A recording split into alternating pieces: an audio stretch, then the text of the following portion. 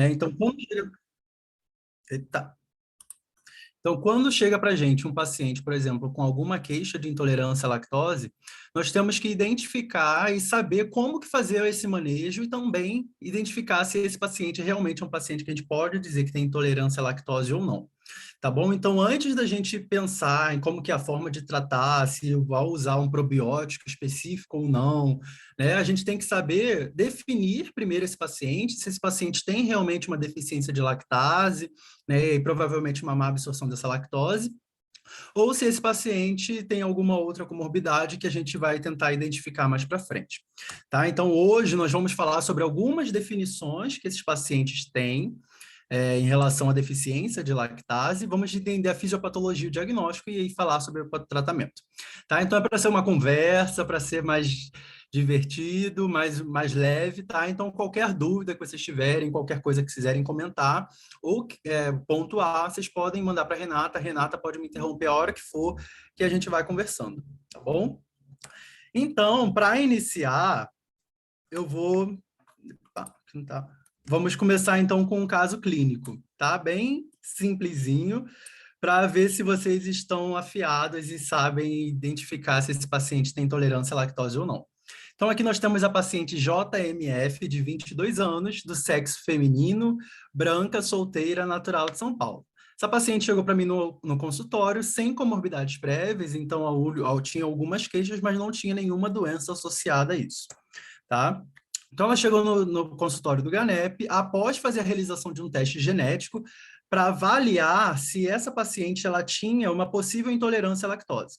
Sendo que aí no seu teste genético, o que foi visto? Que tinha a presença do gene não persistente da lactase. O que é isso? É um gene que determina que esse indivíduo, ao longo da vida, não vai ter uma produção tão eficaz assim de lactase, e provavelmente pode ter um quadro de má absorção e má digestão dessa lactose, né? Só que aí essa paciente relatou que ao consumir alimentos com lactose, ela não tinha queixas de dor abdominal, não tinha aumento de flatulências, nem de náusea, nem de diarreia, por exemplo. Tá? Mas ela, lembrando, não tem uma produção de lactase de forma suficiente. Tá? E aí chegou também utilizando, já prescrito por um gastroenterologista, 2.000 unidades de lactase antes das refeições, que continham lactose, e também a utilização de lactobacillus acidófilos, 1 bilhão de unidades formadoras de colônia, uma vez ao dia antes de dormir. E aí a minha pergunta é que fica, mediante alteração no teste genético, caracterizando que essa paciente, então, não tem uma produção adequada de lactase intestinal, nós podemos dizer que essa paciente apresenta intolerância à lactose? Vou perguntar para vocês, coloquem aí na caixinha, coloca a mãozinha para o alto se vocês acham que sim, ou manda uma interação dizendo que não com o coração. E aí, Rê, o que que você acha? Você acha que essa paciente tinha intolerância à lactose ou não? Sim, né? Renata acha que Eu sim. coloquei um joinha aí. Coloquem o joinha aí se vocês acham que sim, levanta a mãozinha para a gente conseguir ver o que que vocês acham aí. Vamos lá. Então, essa resposta eu não vou dar agora, a gente vai identificar isso ao longo da nossa discussão, tá? Para a gente tentar identificar o porquê e como que esses pacientes chegam para a gente, quais são, como que esse paciente pode apresentar essa queixa no consultório, tá? Então, temos que ter em mente que a lactose, o que que é a lactose, né? Desde o início, é uma molécula, um disacarídeo, que é ligada por uma ligação glicosídica, contendo uma molécula de galactose e uma molécula de glicose. Quando essa molécula ela é quebrada, né, ou seja, hidrolisada pela lactase florizina hidroxilase, ou mais conhecida como a lactase, você tem então uma hidrólise dessa molécula, né, de liberação de água e formação de duas moléculas correspondentes. Então você tem uma molécula de galactose e uma molécula de glicose. Essas moléculas elas vão ser absorvidas pelo nosso enterócito, também pelo nosso fígado, e aí sim vão chegar nessa corrente sanguínea e ser desviada para outros tecidos. Tá? O que que nós temos que ter em mente? Que a lactose ela não é somente um disacarídeo que está lá no leite, que muitas vezes acaba atrapalhando quem quer consumir produtos lácteos. Ela tem diversas funções no nosso organismo, principalmente quando a gente pensa naquele processo de crescimento lá no início como fonte energética, né? Porque o leite materno, as fórmulas que contêm lactose, por exemplo, elas têm como fonte energética principal base a lactose. Tá? Então, ela também aumenta a retenção de cálcio e magnésio no organismo, prolonga a ação da vitamina D e inibe o crescimento bacteriano por meio da produção de ácido lático na microbiota intestinal. Tá? Então, nós temos que levar em consideração que essa lactose ela tem diversos benefícios, até mesmo na modulação dessa microbiota intestinal. Tá? Então, se o indivíduo, por exemplo, tem um consumo maior de lactose, ele tem um efeito bifidogênico muito mais expressivo. O que é isso, né? Então, você vai ter uma produção, uma população maior de bifidobactérias e lactobacilos, que muitas vezes acabam melhorando até mesmo esses sintomas de intolerância nesses pacientes que são comprovadamente diagnosticados com intolerância à lactose. Tá? Então, essa é a carinha da lactose que a gente tem que ter em mente quando o paciente consome. E o que é isso daqui, então, questão de persistência da lactase e não persistência da lactase? É isso daqui que não vai nos dizer se esse indivíduo vai conseguir metabolizar, fazer essa digestão dessa lactose e fazer com que ela seja absorvida de uma forma adequada ou não. Né? Ou se vai dizer se esse indivíduo vai ter uma deficiência de lactase e, por meio disso, uma má absorção. Tá? Então, a persistência da lactase é aquele indivíduo que passou anos, né, de forma evolutiva e ele consegue ainda digerir e ter uma absorção normal dessa lactose na vida adulta, porque a sua produção de lactase não reduziu ao longo do tempo. Agora, aquele indivíduo que expressa um gene, por exemplo, que nos diz uma não persistência da lactase, esse indivíduo vai ter, então, uma deficiência da lactase. Tendo uma deficiência da lactase, que pode ser por diversos fatores, não necessariamente vai ser o mesmo, esse indivíduo, então, tem um quadro de má digestão e absorção dessa lactose. Todo indivíduo que tiver um quadro de má digestão ou absorção dessa lactose é um indivíduo intolerante à lactose? Não necessariamente. E é isso que nós temos que ter em mente quando a gente recebe um paciente no nosso consultório. Por quê? Porque intolerância à lactose é aquele paciente que consome lactose, não consegue digerir essa lactose de uma forma adequada e, consequentemente, tem um quadro de intolerância à lactose associado a sintomas gastrointestinais, que estão muitas vezes associados a essa ingestão logo após o consumo da lactose. Tá? Então, sempre quando a gente pensar em intolerância à lactose, esse paciente necessariamente precisa ter sintomas gastrointestinais, principalmente de diarreia, de flatulências, de dor abdominal, de inchaço. Combinado? E aqui tentando entender um pouquinho melhor, então, dessa persistência da lactase e a não persistência da lactase. Aquele indivíduo, então, que tem a persistência da lactase, é um indivíduo que vai conseguir metabolizar e digerir essa lactose de uma forma adequada. Tá? Então, nós temos a quantidade maior de lactase ali no nosso jejum, principalmente numa porção mais média, e aí essa lactose, ela entra pelo tubo digestivo, chegando lá no nosso jejum e aí sendo quebrada pela lactase em glicose e galactose, que então vai ser absorvida pelos nossos enterócitos e também pelo fígado, e não causando nenhum sintoma nesse paciente que consegue digerir. Agora, aquele paciente que não tem essa persistência da lactase, ou seja, que vai com o tempo, de uma forma evolutiva, ter uma redução da produção por esses enterócitos de lactase, essa lactose ela vai passar por todo o intestino delgado, chegando lá no cólon e favorecendo, então, uma liberação maior de gás carbônico, de metano e principalmente de hidrogênio, que então é associado aos quadros de dor abdominal que esses pacientes têm.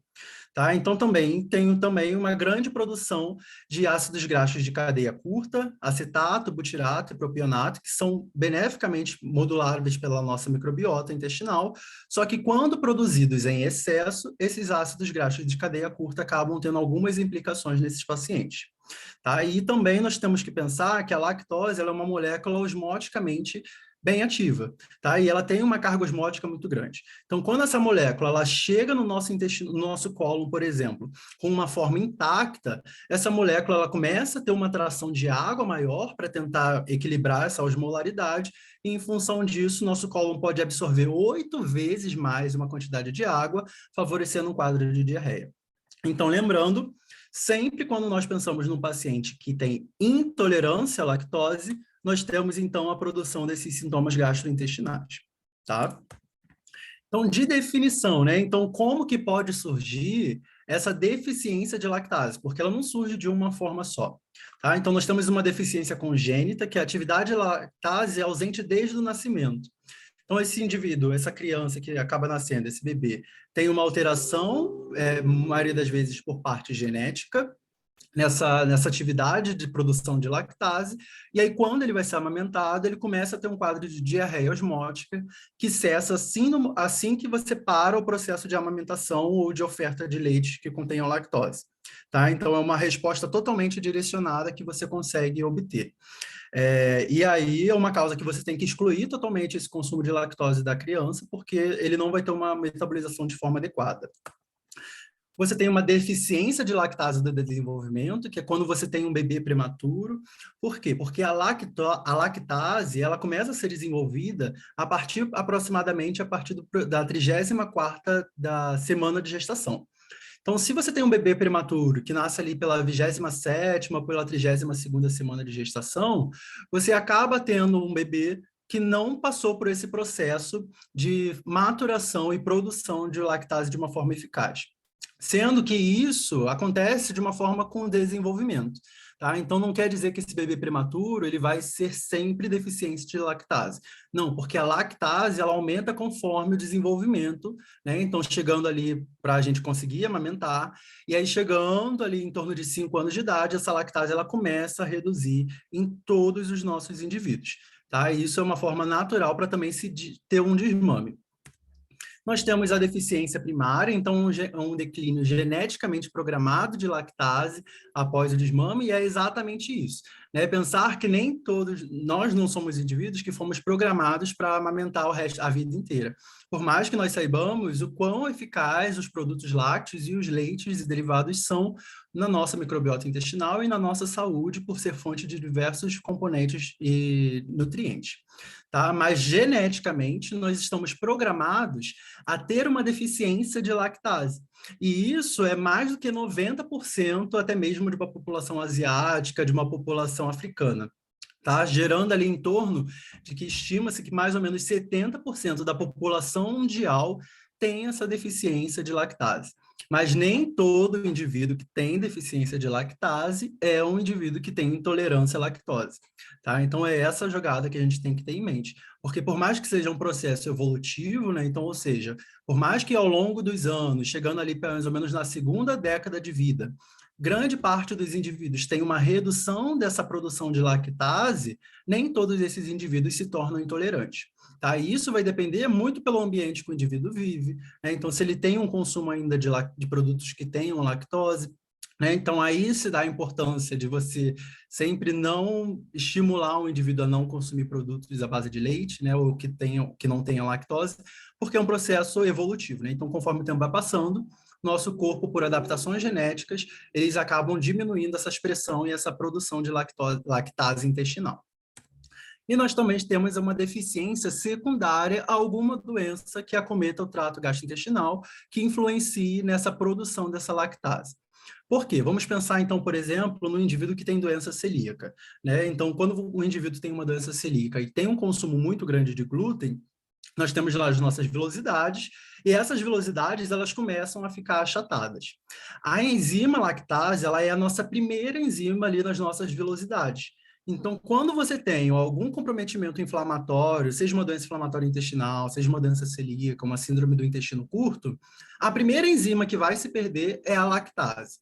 Tá? Só que isso pode ser reversível ou não, dependendo da agressão que esse indivíduo está sofrendo no momento. Tá? Então, por exemplo, se é um doente celíaco, né, com uma doença celíaca, passados 6 meses, 1 ano mais ou menos, esse indivíduo ele começa a conseguir voltar a se adaptar ao consumo de lactose. Por quê? Porque os nossos enterócitos imaturos, né, os que estão sendo produzidos, eles não conseguem metabolizar essa lactose que está sendo consumida. Mas, conforme o tempo vai passando, esse indivíduo consegue ter respostas melhores e aí sim se adaptar a esse consumo de lactose. Tá? Então, ela pode ser reversível ou não, dependendo do tipo de agressão que esse indivíduo está recebendo ali no momento, né? Se é um quadro inflamatório muito excessivo ou não. E aí nós devemos ficar atentos para saber qual é o melhor momento para inserir essa lactose de novo na dieta do paciente ou não. tá bom? Então, Moisés, pode falar.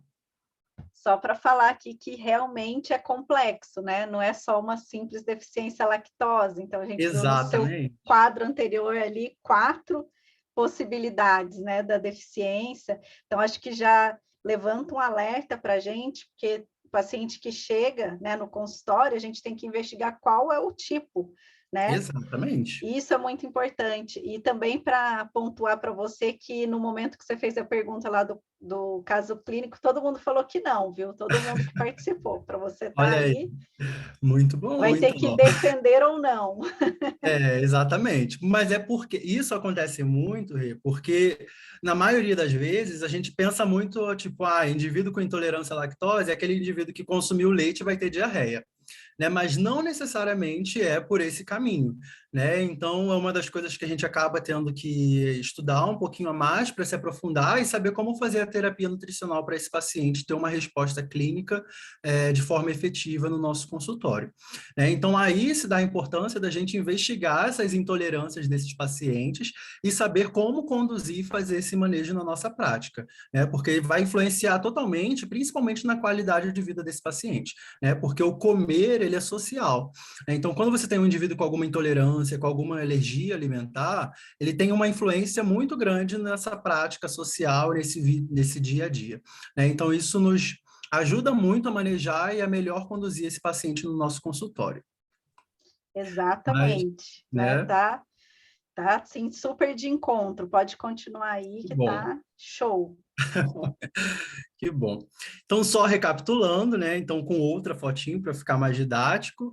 Aqui nós temos a lactose, naquele indivíduo que tem a lactase. Então, ela vai ser, quando ele vai consumir, ela vai ser quebrada pela lactase em glicose e galactose, e aí sim absorvida pelos nossos outros órgãos. Quando não temos a presença dessa lactase, esse indivíduo vai ter o consumo da lactose, essa lactose vai ser fermentada por essas bactérias intestinais, gerando então uma produção muito mais exagerada de gases e ácidos, principalmente os ácidos graxos de cadeia curta, então influenciando no desenvolvimento de sintomas como flatulência, dor abdominal, diarreia. E aí, esse daqui é um quadrinho que a gente tem que, são algumas imagens que a gente tem que ter em mente, por quê? Nem todo paciente que tem intolerância à lactose vai ter diarreia. E isso é uma das coisas que a gente acaba se pegando muito, né? De tipo, paciente que tem intolerância à lactose, aquele paciente que consome leite tem diarreia. Não necessariamente. Por quê? A maioria dos estudos mostram que aqueles pacientes que têm intolerância à lactose, um dos menores sintomas expressos, principalmente em adultos, é a diarreia. Tá sendo mais prevalente o quadro de dor abdominal.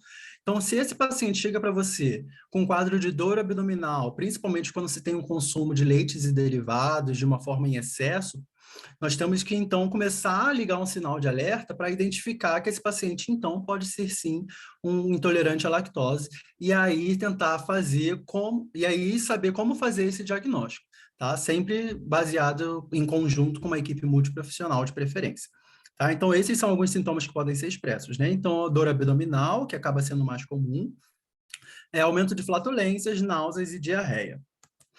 Então, como fazer o diagnóstico desses pacientes na prática clínica? Nós temos 4 testes que são os mais conhecidos e os que a gente pode acabar utilizando. Quer perguntar, Rê? Não tem aqui um comentário da Gessiane falando que pode acontecer o reverso da diarreia em muitos casos também, né? Chamando atenção aí para constipação. Exatamente. Né? Também não é um sintoma tão comum assim da gente observar, mas pode ser, principalmente dependendo da modulação da microbiota intestinal que esse paciente tem. Né? Então, isso também nos diz muito como que esse paciente vai expressar esses sintomas, e é o que a gente tem que ficar sempre atento na prática clínica. Tá? Ótimo. Mas é exatamente isso. A constipação ela também pode ser presente nesses pacientes e a gente tem que sempre ficar atento para ver se é isso mesmo ou não. Tá? Então, nós temos 4 testes mais conhecidos e que podem ser aplicados na prática clínica, que é basicamente o teste de tolerância à lactose, ou seja, o indivíduo ele consome 50 gramas de lactose e aí ele faz essa medição da glicemia em torno de 0, no ponto 0, 30, 60 e 120 minutos. E aí ele vê se essa glicemia vai aumentar ou não. Por quê? Porque quando essa lactose ela é quebrada, você tem um aumento, você tem uma liberação de glicose. Então, teoricamente, essa glicose ela teria que aumentar a glicemia, e aí sim nós conseguiríamos dizer se esse paciente está conseguindo digerir a lactose ou não. Nós temos o teste do hidrogênio aspirado, né? Então você tem um aumento do hidrogênio na aspiração após a ingestão de lactose. Quando nós consumimos a lactose, elas são fermentadas pelas nossas bactérias intestinais, e essas bactérias intestinais, principalmente quando aquelas que não são benéficas, elas aumentam muito essa produção de hidrogênio. Nós temos algumas bactérias que a gente pode falar que são bactérias mamíferas, que fazem melhor esse processo de digestão da lactose e tem uma produção menor de hidrogênio, e nós temos aquelas bactérias que não são tão benéficas, que aí sim promovem esse aumento de hidrogênio na aspiração após a ingestão da lactose. Nós temos o teste genético para avaliação desse polimorfismo, então esse númerozinho aqui, e aí nós sabemos se esse indivíduo ele é tolerante ou não a partir desse T. Então, se nós tivermos 2 alelos C, esse indivíduo é aquele não persistente à lactose. Se nós tivermos um alelo C e um alelo T, nós podemos dizer que esse indivíduo é aquele tolerante à lactose ou que tem a persistência da lactase. Tá? E através também podemos fazer essa investigação pela biópsia intestinal. Só que aí nós vamos entender um pouquinho por que não é tão viável. Então, quais são os pontos de corte? Você ingeriu 50 gramas de lactose, você tem que aumentar pelo menos 26 miligramas de decilitro da sua glicemia em 3 horas.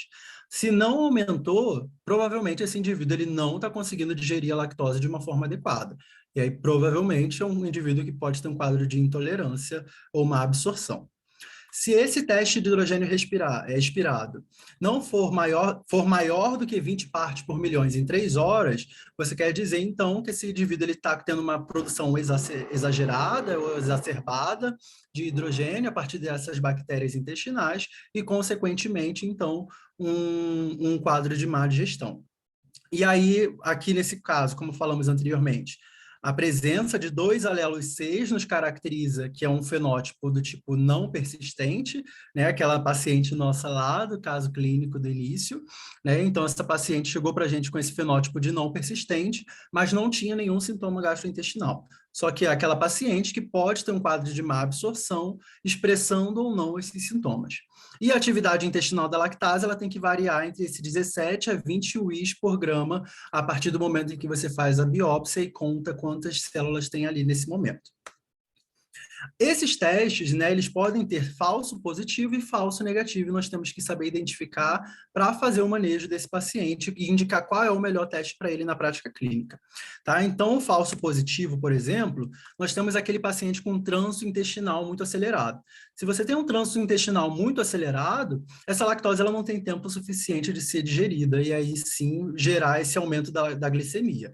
Né? Então, a gente pode ter um falso positivo por conta disso. Aquele paciente que tem a tolerância à glicose reduzida, né? Então, muitas vezes um paciente que tem resistência à insulina, um paciente diabético, então a gente tem que ficar atento nesses casos. Para teste de hidrogênio expirado, trânsito intestinal acelerado, então a mesma linha de raciocínio, né? Se você tem um trânsito muito acelerado, né? Um paciente com síndrome do intestino curto, por exemplo, essa lactose ela não consegue ser digerida a ponto de você ter uma produção de hidrogênio de forma adequada. Ou então ter uma produção muito exacerbada, podendo causar um falso positivo. Da mesma forma como acontece com a SIBO, né, que é o supercrescimento bacteriano. Nesses casos, esses pacientes eles têm que sim entrar no caso, então, com uma antibiótico terapia, e aí depois refazer o teste num período de 4 semanas. Tá? Então, se esse paciente tem quadro de SIBO, o ideal é que se faça um tratamento com antibiótico, né? Por quê? Porque aí você vai ter uma quantidade muito grande ali de bactérias que não são benéficas, e essas bactérias vão produzir muito hidrogênio. Né? Então, não necessariamente, se esse paciente der positivo e ele ter SIBO, esse paciente vai ter intolerância à lactose. Às vezes pode ser só essa quantidade de bactérias que não são benéficas em excesso. Tá? Então, é fazer antibiótico terapia nesses casos. Depois de 4 semanas, repete o teste de hidrogênio expirado para ver se é um quadro de intolerância à lactose mesmo ou não, tá? De má absorção, perdão. Então, teste genético nesses pacientes. É raro ter algum falso positivo, né? Mas nesse caso, por exemplo, a gente faz em caucasianos, por quê? Porque indivíduos africanos e asiáticos, quase 90% a 100% da população tem esse fenótipo de não persistente. Tá? Então, a gente acaba não indicando fazer um teste se não for para indivíduos caucasianos. E também é provavelmente raro você ter um falso positivo quando você faz uma biópsia intestinal. Falso negativo. Então, quando você tem muitas flutuações da glicemia, aquele paciente com resistência à insulina, por exemplo, para teste de hidrogênio, aqueles pacientes que não têm uma produção muito adequada de hidrogênio, né? Então ele tem uma adaptação completa desse cólon, né? Dependendo do tipo de microbiota intestinal que está ali presente. De teste genético, quando você tem mutações atípicas, né? Então de populações não brancas, principalmente, e deficiência secundária, então a gente não consegue identificar uma deficiência secundária através do teste genético. E de falso negativo, para a atividade intestinal da lactase, nós temos a expressão da enzima fragmentada pelas regiões do intestino. Então, quando você faz essa biópsia, essa enzima ela pode estar quebradinha e ligada ali em diversos lugares do intestino, que não necessariamente vai nos indicar se esse indivíduo tem um quadro de má absorção intestinal ou não. Então, esse caso pode acabar nos dando um falso negativo, tá? E de comentários, né? Então, o que nós temos ali na prática clínica para aplicar para esses pacientes? O teste de tolerância à lactose, ele tem um custo muito baixo, só que tem uma sensibilidade, uma especificidade baixa. E também não é tão eficaz assim, porque é um teste mais invasivo, né? Então, o ideal é que você sempre dose por sangue venoso, né? Então, você tem que fazer a coleta de sangue, você pode até fazer por glicemia capilar, essa avaliação da glicemia, mas não é tão sensível e muitas vezes pode acabar dando algum erro. O teste aspirado de hidrogênio é o padrão ouro, então, assim, na prática clínica, se você quer avaliar se esse paciente tem um quadro de intolerância à lactose ou não por uma má absorção, o ideal é você fazer esse teste de hidrogênio aspirado, tá? Tanto para deficiência primária, ou seja, aquela hipolactasia, quanto para uma secundária derivada de alguma doença inflamatória intestinal ou alguma outra comorbidade. Teste genético, ele é de alto custo e só vamos indicar, então, para aqueles indivíduos caucasianos da etnia branca, né? Porque nós já sabemos que nas outras etnias, principalmente africana e asiática, principalmente asiática ali na Coreia do Norte, esses indivíduos eles já expressam muito esse fenótipo de não persistente, né? Então, não faz sentido a gente fazer um teste naquele indivíduo que a gente já sabe que provavelmente vai estar vai expressar esse fenótipo. Tá? E a atividade da lactase intestinal é um exame extremamente invasivo, né? Então, ao menos que esse paciente vá fazer uma gastroscopia ou uma endoscopia já por outro motivo, aí a gente pode até pensar em fazer uma biópsia para investigar isso. Mas, assim, a deficiência de lactase não é uma doença. Ela é uma variação normal em indivíduos saudáveis e indivíduos não saudáveis, porque é uma questão evolutiva, né? Então, você fazer um exame que é totalmente invasivo, né, que pode causar desconforto muito grande para esse paciente, só para avaliar se ele tem intolerância à lactose ou não, não é tão eficaz assim na prática clínica e nem condiz muito com o nosso dia a dia, né? Então, na prática clínica, chegou um paciente para você no seu consultório, você quer saber se esse paciente tem intolerância à lactose ou não, por um quadro de má absorção, uma deficiência de lactase, o teste de hidrogênio aspirado é o padrão ouro e é aquele que a gente tem que ter em mente para indicar na hora desse momento para o paciente, tá? E aí vamos falar, então, sobre o tratamento de uma forma mais direcionada e um pouco sucinta, por quê? Porque quando pensamos em o tratamento, né, de intolerância à lactose, muitas vezes a gente já fala, nossa, que probiótico que eu posso utilizar para esse paciente para ver se a gente consegue modular um pouco essa microbiota intestinal e melhorar essa digestão dessa lactose. Não existe ainda um consenso fechado para dizer assim, olha, para intolerância à lactose nós temos que usar tantas unidade formadora de colônia de lactobacilos e tanto de prebióticos para ele ter uma melhor tolerância. Não, né? Por quê? Porque os estudos eles são muito heterogêneos, né? Então você tem vários ensaios clínicos com vários testes, só que esses testes eles foram feitos de uma forma totalmente diferente um do outro. Então, quando você vai tentar comparar esses testes para chegar ali na prática clínica e falar assim, olha, esse probiótico aqui vai melhorar a vida desse paciente, vai fazer ele tolerar uma quantidade muito boa de lactose e muitas vezes diminuir esses sintomas gastrointestinais que ele tem. A gente ainda não tem nenhuma recomendação que a gente possa bater o martelo e falar, essa daqui com certeza, tá? Mas na prática clínica, o que eu gosto de fazer com os meus pacientes? Tem alguns pacientes que eles respondem muito bem com a utilização de algumas cepas específicas, tá? Então, esse estudo aqui é uma revisão sistemática de alguns ensaios clínicos que foram feitos, e ele nos mostra como foram feitos esses ensaios clínicos e quais foram esses efeitos, tá? Então, esse ensaio clínico aqui feito em 2016, eles utilizaram 10 unidades, 1 bilhão de unidades formadoras de colônia de lactobacillus acidófilos. E aí, o que que eles expressaram, né? O que que esses pacientes tiveram? Tiveram uma redução da dor abdominal, melhora da diarreia, de vômito e de outras dores associadas a esse quadro de intolerância à lactose.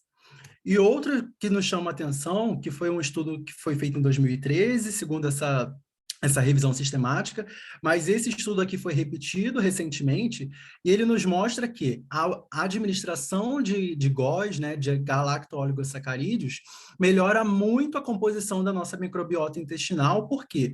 Porque essa utilização do GOS aumenta a produção de bifidobactérias também.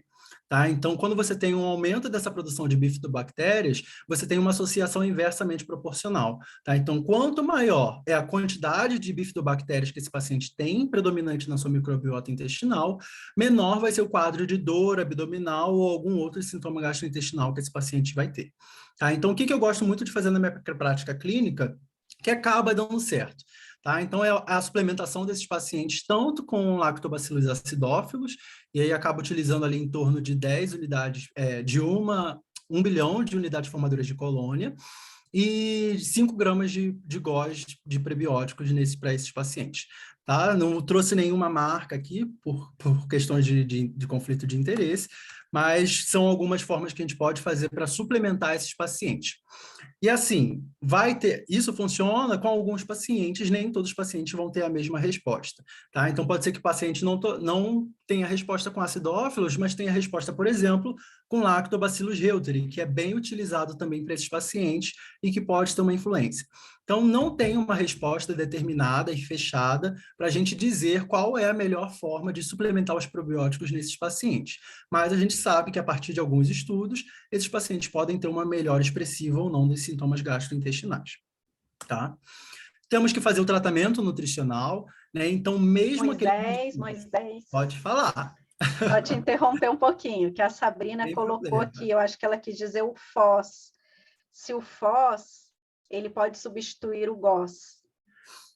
Eles não têm o mesmo efeito. Por mais que sejam fibras prebióticas, né, as duas, o GOS ele tem uma associação melhor quando você tem um aumento. Ela falou do CHOS mesmo, né? Eu não tenho tanto eu acabo não utilizando muito CHOS também.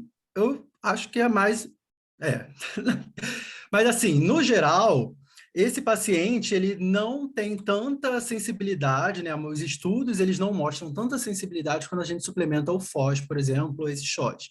A maioria dos estudos eles nos mostram que os galacto-oligosacarídeos são mais sensíveis em questão de reduzir esses quadros de dor abdominal, tá? Numa dose ali, na maioria das vezes, recomendada pela dose usual por dia de 5 gramas.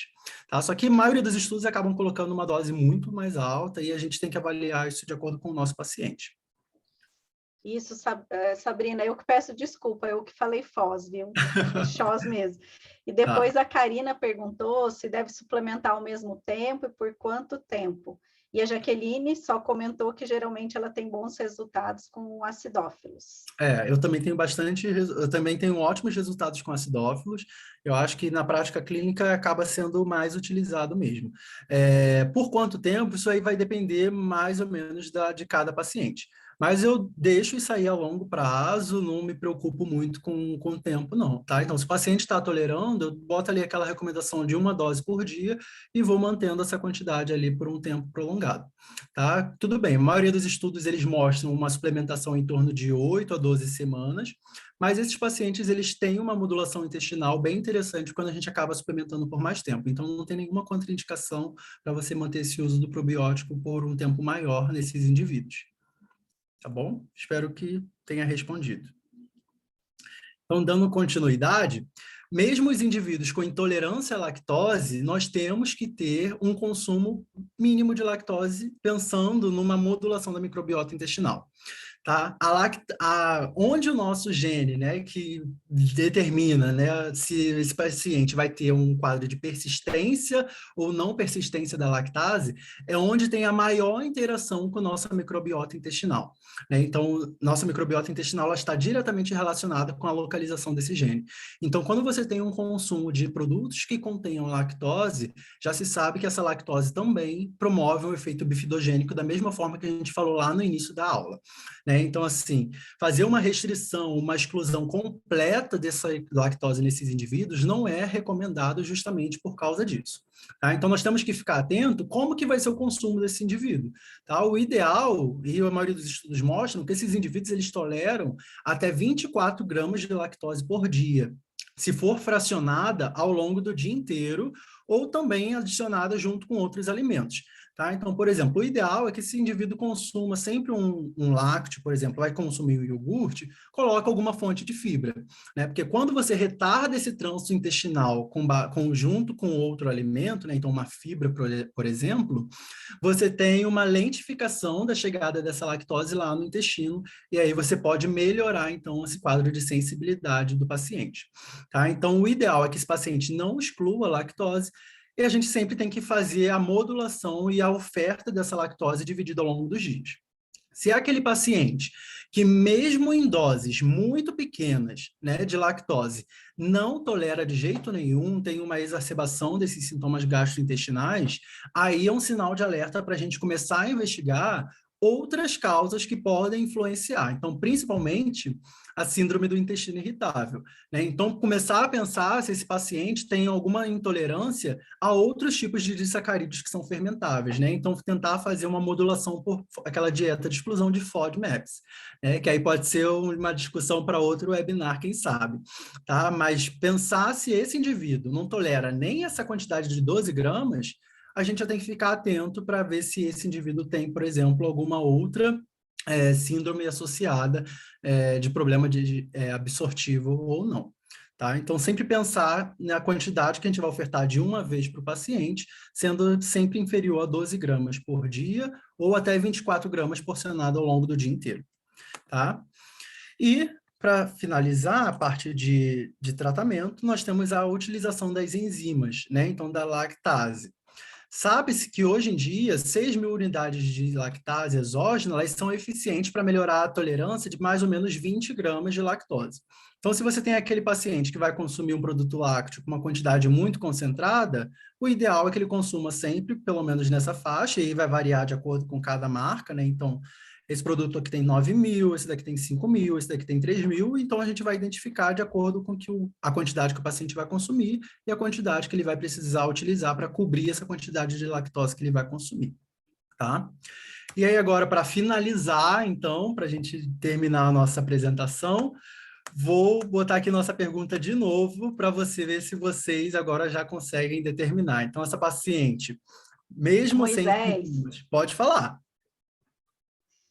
temos aqui 2 comentários aqui, deixa eu voltar.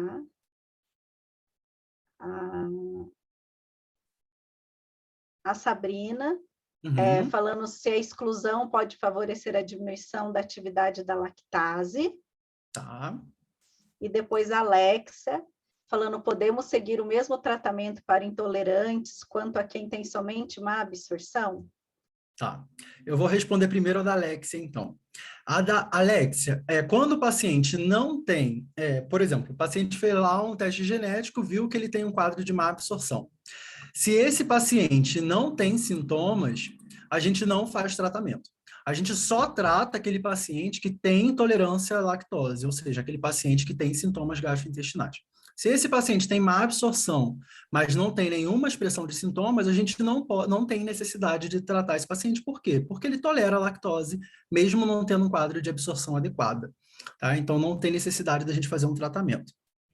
Em relação à pergunta da Sabrina, né, relacionada à exclusão, pode diminuir a atividade da lactase? Sim, né? Então é exatamente por isso que muitas vezes, né, criticam, falam que nós humanos não fomos desenvolvidos para ficar consumindo produtos à base de leite, que somos os únicos seres humanos que consomem leite.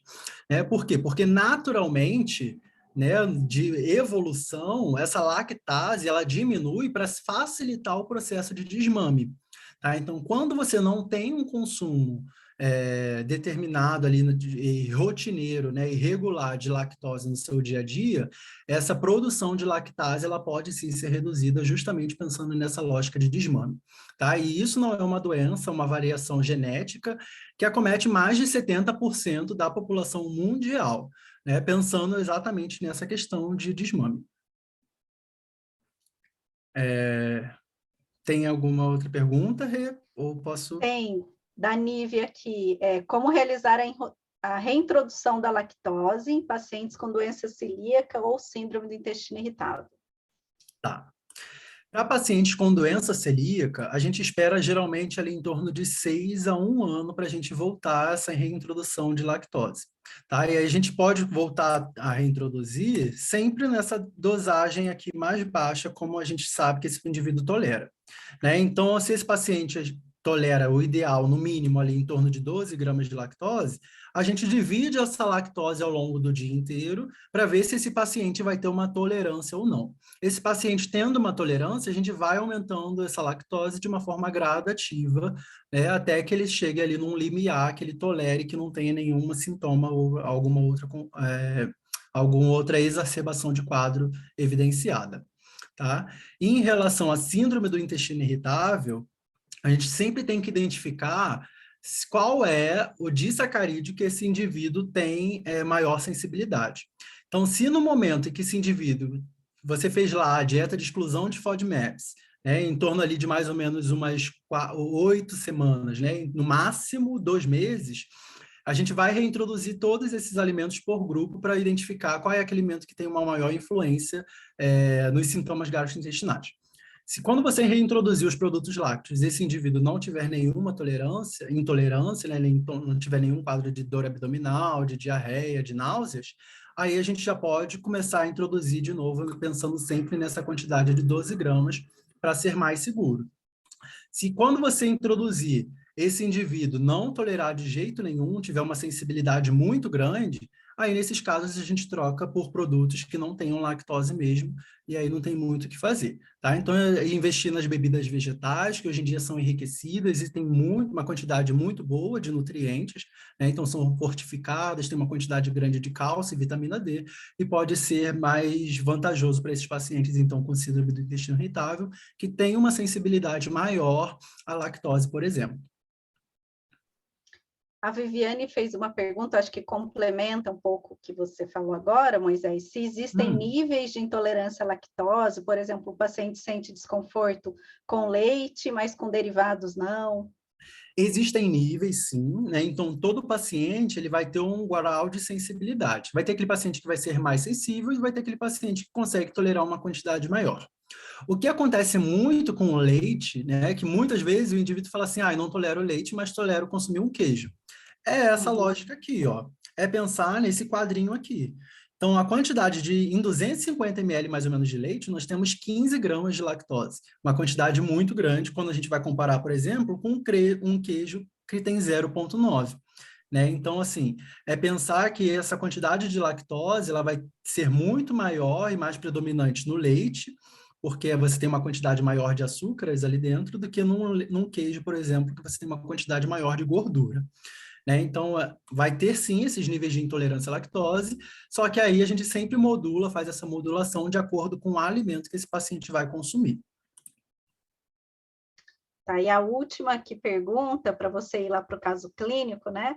A Jaqueline trouxe um caso de um paciente de 40 anos que tem uma intolerância recente, com sintomas bem claros, minutos após a ingestão de lácteos, tem diarreia, tem gases, dores abdominais, mas se recusa a diminuir o consumo de lácteo, e nesse caso, então, ela pode fazer até quanto de lactase dia?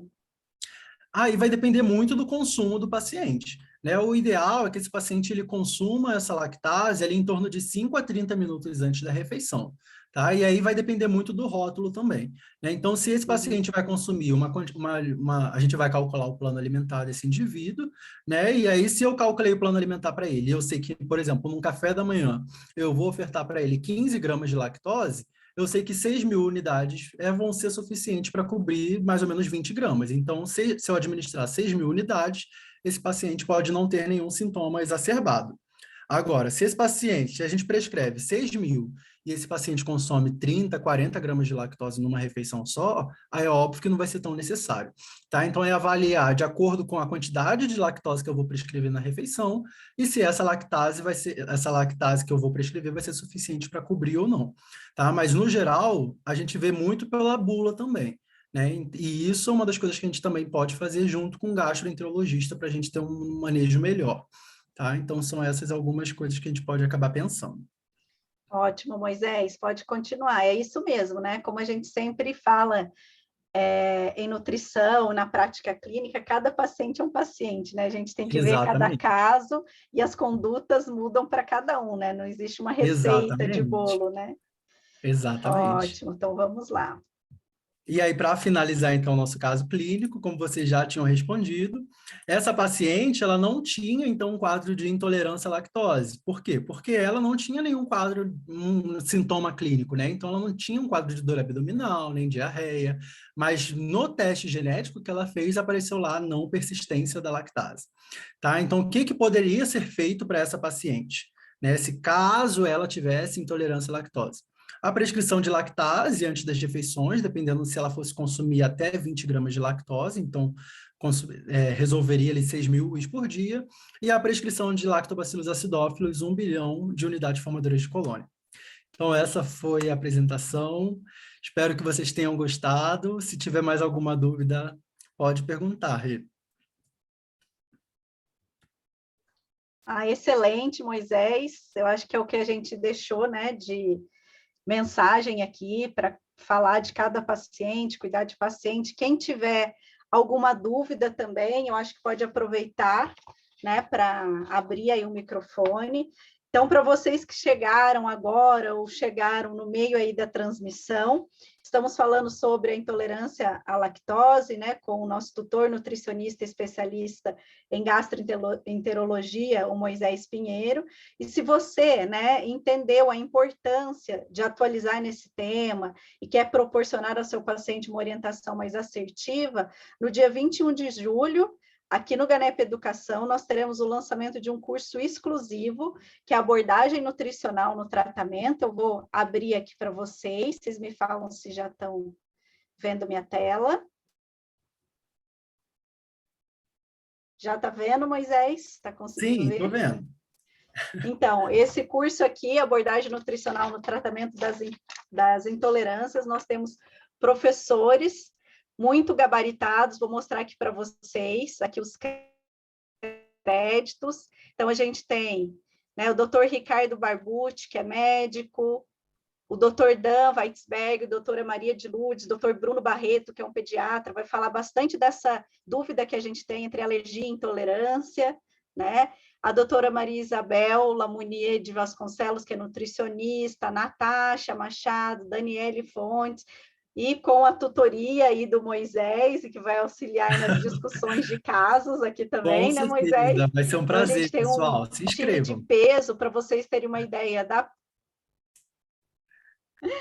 para ter uma ideia da programação. Então, como eu disse, a gente vai falar um pouco da alergia e intolerância, falar um pouco dessa diferença, quais doenças são associadas e específicas, e o papel da alergia na intolerância, e as intolerâncias alimentares todas discutidas com casos clínicos. Então, vamos falar de aditivos, intolerância à rafinose, intolerância à lactose, a histamina, a frutose e a FODMAPs, né? Então, a gente vai reunir aqui os principais, né? São 10 horas de atualização com certificado, né? Então, 10 horas aí para vocês e no valor de R$ 177. Mas para vocês que ficaram com a gente até, né, o final dessa transmissão, a gente vai liberar para vocês uma condição especial, né? Então, eu acho que o Tiago pode colocar aí para a gente, né, na página. A gente vai ter para vocês um desconto, né? 30% de desconto. Então, de Olha aí, que maravilha. 177, olha que legal, de 177 vai sair por R$ 123,90, né? Tá. Então, super bom aí o desconto, só que vai ter um cupom né? O Tiago, acho que vai colocar aí para a gente no chat, me falem aí se vocês estão vendo, e Colocou. vai deixar aí para vocês também, que é o Já está no webinar chat. Intolerância 30, já está aí, né, Tiago? Então, esse cupom, mais uma vez, né, ele é válido até amanhã, então, dia 19, às 23 horas. Então, não pode perder essa oportunidade. Né? Convido a todos a acessarem. Né? Acho que a gente pode pôr o link aqui também, o Tiago, do curso. Né? Então, desse curso de intolerâncias, para que vocês possam entrar. Né? E convido a todos a acessarem nosso site para conhecerem mais dos outros cursos também, além desses. Né?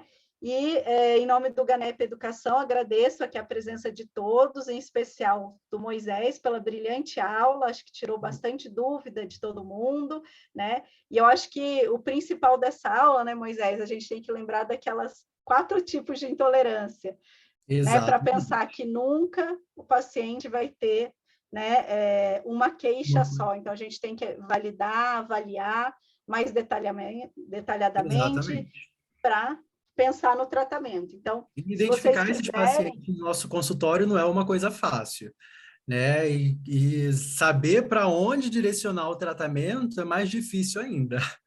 Então, o ideal é a gente sempre identificar onde que esses pacientes se enquadram e saber fazer isso, né? E nem sempre é fácil, né? Requer estudo, requer a gente sempre se atualizar, mas o resultado para esses pacientes é sempre muito benéfico. Se alguém quiser abrir o microfone, aproveitar para fazer alguma pergunta aqui fora do chat também, fiquem à vontade. Aí a Orleide colocou aqui, qual é a forma de solicitar o exame padrão ouro para intolerância? Muitas vezes tem laboratório, né? Então você prescreve, faz a solicitação desse teste. Maioria das vezes, a maioria dos laboratórios acabam não aceitando, né? Então, por mais que a gente possa solicitar, a maioria das vezes os laboratórios eles pedem a prescrição seja feita por um médico, tá? Mas aí é fazer a prescrição, solicitar esse exame em laboratórios de diagnóstico. No GANEP, por exemplo, a gente também faz avaliação, né? Então, já pode ser um indicador. É uma dúvida frequente, né? Eu também atendo em consultório há alguns anos e chega essa dúvida, né? Será que Nutri pode solicitar? Né? A gente pode, mas a dúvida é sempre, né, Moisés, se Exatamente. o convênio vai cobrir ou não. Acho que é o que você bem posicionou.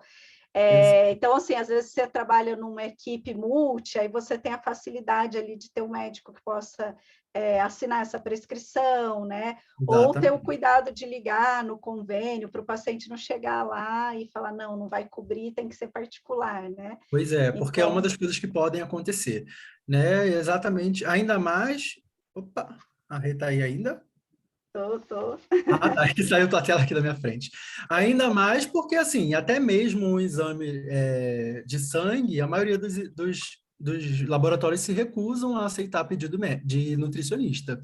Né? Mesmo sendo lei, a gente colocando lá a lei, muitas vezes até mesmo no canhotinho, para mostrar que eles são, meio que têm a obrigação de aceitar, né? Ainda a gente tem muito embate na hora de fazer essa solicitação. Tá? Mas a gente tem que avaliar, vale a pena tentar, né? E sempre fazer o que você falou, ver se funciona antes de mandar o paciente lá na clínica, chega lá o paciente não consegue fazer o exame.